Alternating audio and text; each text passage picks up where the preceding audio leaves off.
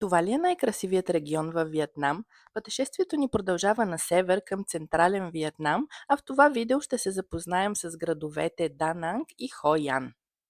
Да пътуваш с самолет след хранително натравяне не е най-оптималният вариант, но за щастие успяхме да сменим полетът си с по-късен такъв и късно при вечер пристигнахме в Дананг. Така загубихме само няколко часа от предварително направеният план, но пък имахме време да се съвзема след тежката вечер.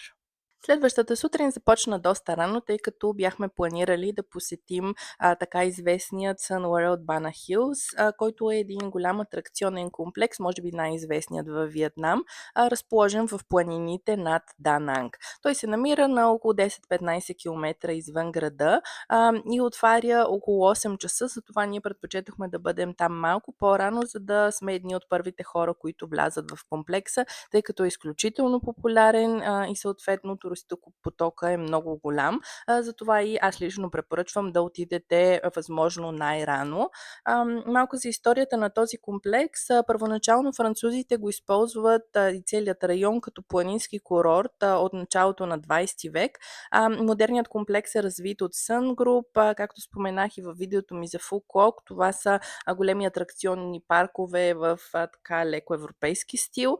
А Golden Bridge или мостът с ръцете, които го държат, става световно известен през 2018 година. Общо взето това е една от най-популярните снимки, която може да видите в Инстаграм от Виетнам.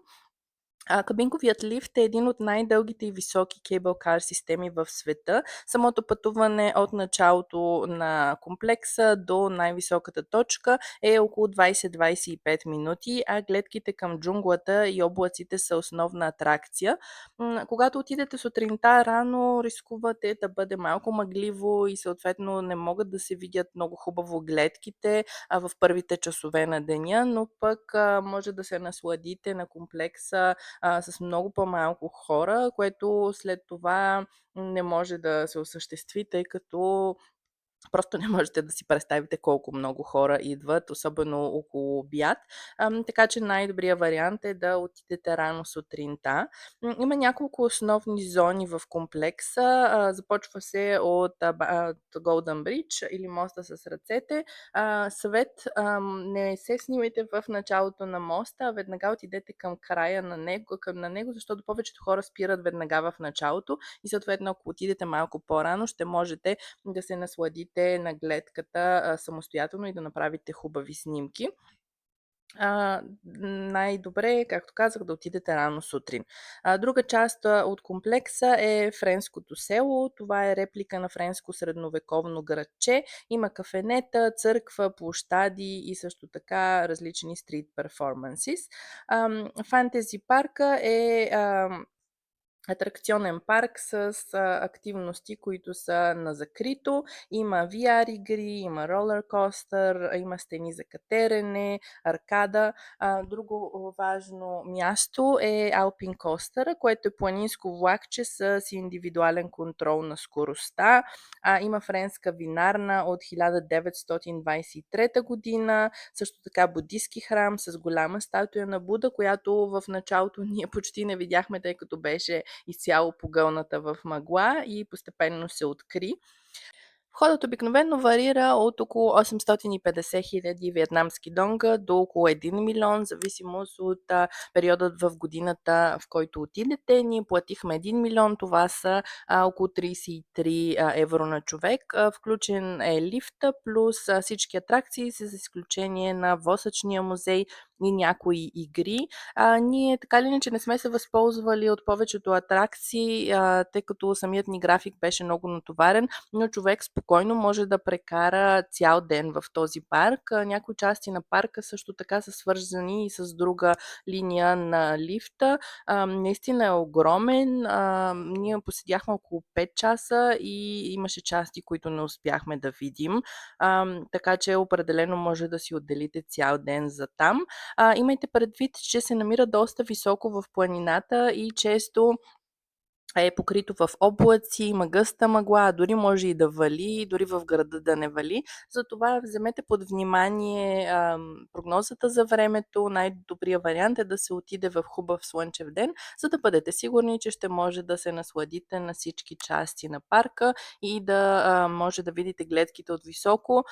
Поради мъглата, която имаше в първите часове на деня, когато отидохме ние, някои гледки така и така не можахме да ги видим, тъй като бяха покрити в облаци, но малко по-късно започна да се развиделява и на моменти се откриваха гледките. Наистина мястото е много красиво, входът не е евтин, но определено си заслужава и въпреки, че не е най-автентичната атракция, определено препоръчвам да се посети, защото някои части са наистина уникални.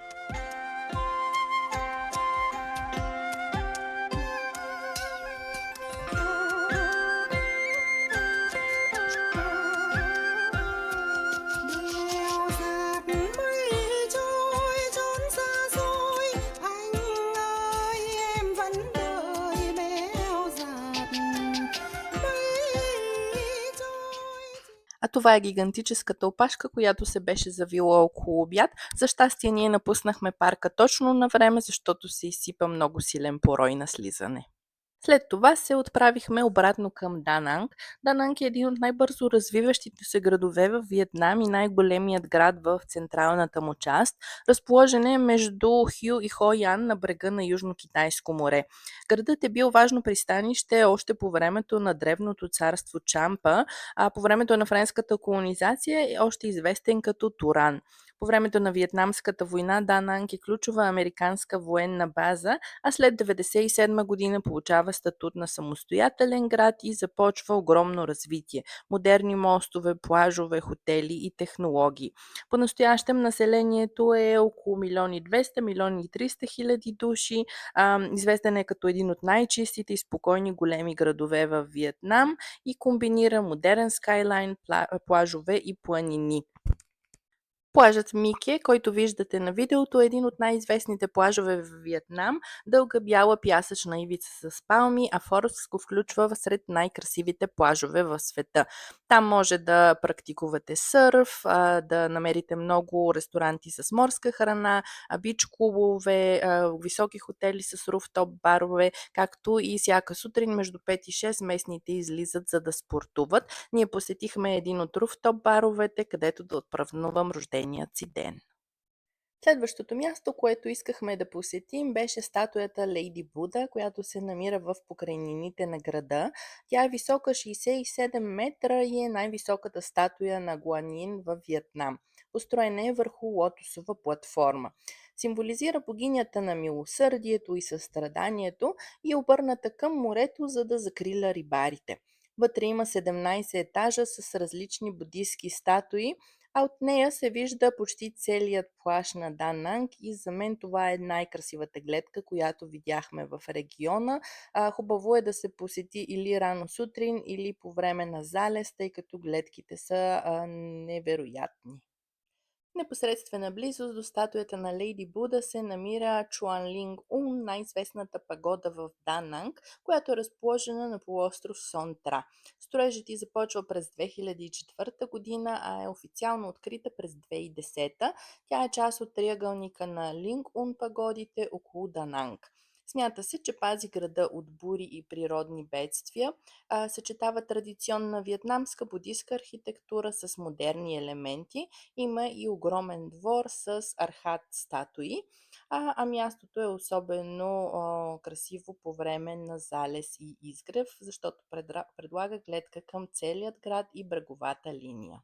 Пътувайки с таксито към статуята на Лейди Буда, видяхме още една пагода, която ни се стори много красива и интересна и затова на пътят за връщане решихме да спрем на нея. Казва се Чуа Бъл Дайсон. Тя е доста по-малко известна, много по-малко туристическа и има много спокойна атмосфера с гледки към природата, в която можете да се разходите. Тя е комбинация от будистка архитектура и зеленина и определено си заслужава една кратка спирка. Anh ơi em vẫn đợi beo dạt mây trôi, chim sa vang tính tình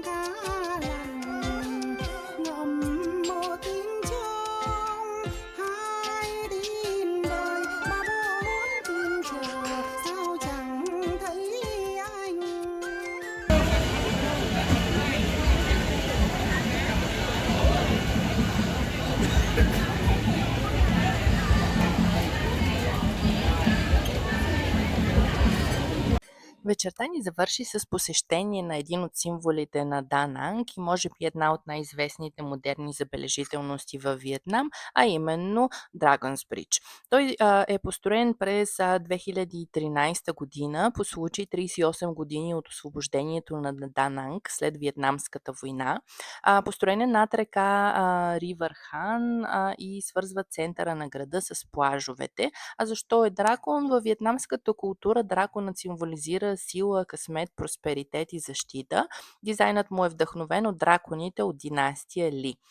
Дълъг е 666 метра, има 6 платна и се смята за най-големия драконовиден стоманен мост в света. Вечер свети с хиляди лед светлини. Най-известното за него е шоуто, което се случва всеки петък, събота и неделя от 9 часа, където драконът бълва огън и вода от устата си. Можете да го гледате от някои от руфтоп баровете на хотелите наоколо или на самият мост, но така рискувате да бъдете мокри до кости. Втората ни сутрин в Дананг започна в кафе Ди Клио, в което опитахме брюле ек кофи в ядивна чашка, а това зеленото е един кокосов десерт. Здравейте хора! Втори ден в Дананг. Днес отиваме на дневно пътешествие до Хоян, като първо ще спрем в Marble Mountains, което е една група от пещери, хълмове, тунели и пагоди. Ще разгледаме първо там и след това продължаваме към Хоян, за да познаем малко града там. Ще прекараме деня там, така че ще ви покажа по-късно.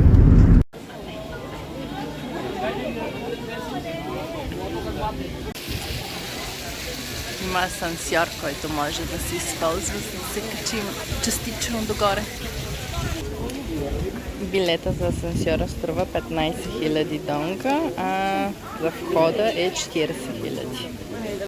Marble Mountains или Мраморните планини е една от най-впечатляващите атракции около Дананг. Комплексът се състои от 5 варови кови и мраморни хълма, като всеки символизира елемент. Ким е метал, мок дърво, Туй вода, Хоа огън и То земя. Най-важният хълм е Туйсон. Това са основните пещери, пагоди и гледки в околността. Няколко места са най-популярните за посещение на този хълм. Първата е пещерата Хуиен Конг, която е може би най-известната и най-голямата. Тя е огромна пещера с естествена светлина, която влиза от тавана през няколко дупки. Много наподобява нашата очите на Бога. През времето на войната е използвана като болница и база. Друга пещера е Амфу. Тя символизира буддийският ад и има драматични статуи и тунели. Пещерата Ван Тонг е тясна пещера с път към небето. Там беше малко сложно преминаването, затова само влязохме. Пагодата Там Тай е една от най-старите пагоди в района и историята й започва през 17 век. Пагодата Лин Унг е част от триъгълника Линг Унг и е най-старата от трите. Кулата Шалой е много фотогенична пагода кула. Има гледки към океана, към Дананг и към плажа Нон Нуок. Каменното селище също носи името Нон Нуок и е село за обработка на мрамор с традиция от стотици години. Там може да си закупите и много статуи и различни мраморни образования. В района имаше като малък пазар, в който успяхме да си купим от традиционните виетнамски шапки и да се подготвим за следващото посещение на град Хоян.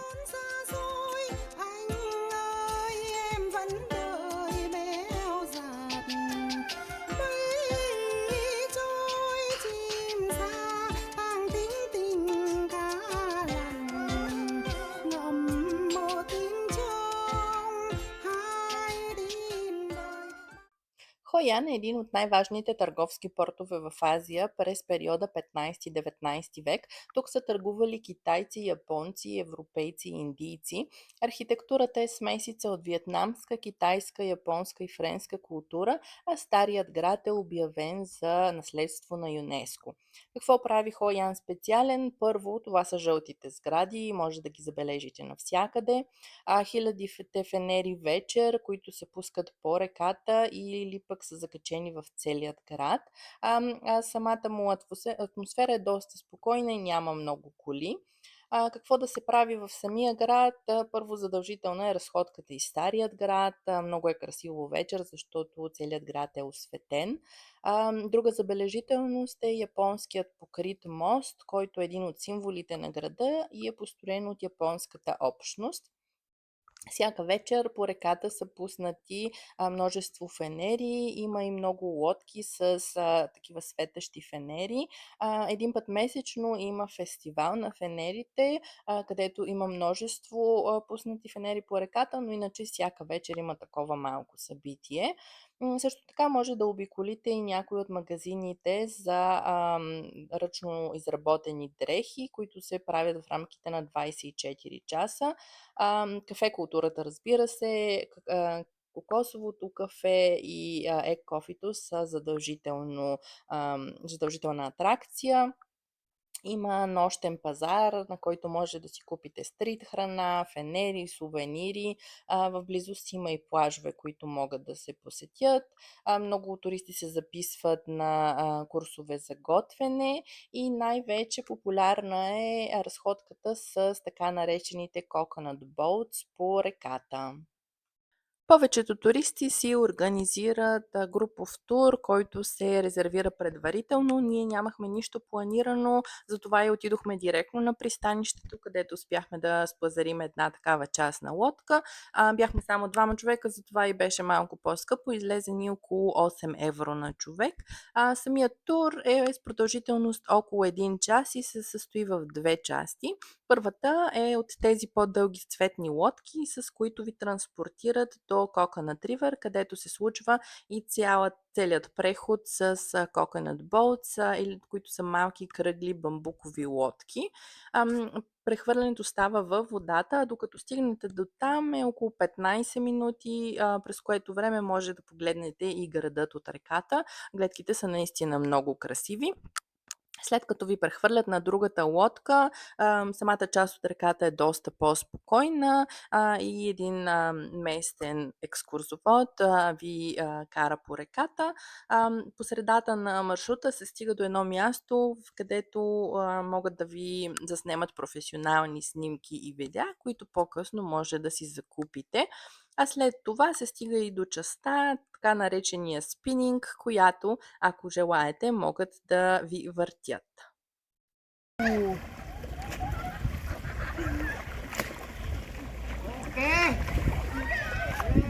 Самото въртене е по желание, макар че нашият екскурзовод не приемаше не за отговор, така че и ние се повъртяхме. Не е особено страшно, но може да ви се позавие свят след това. Непосредствено след края на тура седнахме в един крайбрежен ресторант, за да успокоим световъртежа и да изпием по един студен кокос. С падането на вечерта започна и нощният пазар, където обиколихме, за да накупим сувенири. Предлагат се изключително много неща, общо взето каквото се сетите, всичко има. Пообиколихме още няколко забележителности. Градът изцяло светна, напълни се с туристи, даже прекалено. След това се любовахме и на фенерите по реката и така завърши нашият престой в града. Оставям ви да се насладите на нощните гледки от Хоян.